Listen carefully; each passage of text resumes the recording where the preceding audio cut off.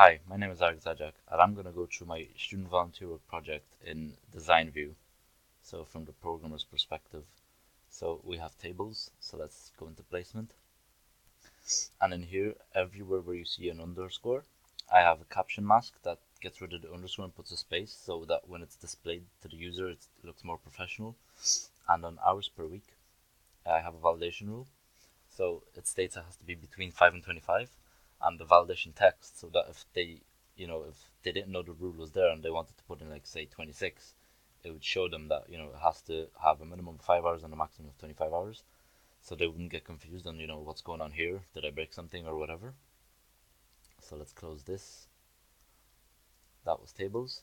In queries, we have one here. So this just gives you the charity ID and the name of every charity that has a start date of greater than the 1st of the 1st, 2017. So it might sound confusing, but all it is any charity that is in this table called charity. So any of these that the start date, sorry, the start date isn't in charity, is it? It's in placement. So every placement that has a start date of greater than 2017, so all of from here down would be displayed basically. So this doesn't meet it because it's 2016. So I can run it here. No. So here we go. See, all of them are displayed. So that's queries. We can leave the tables up open because we'll be using them again probably.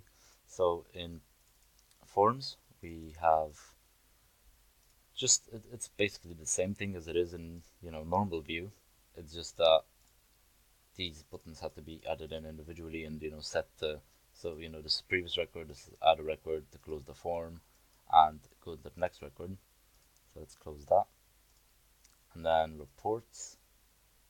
In reports now I have a date and a time function.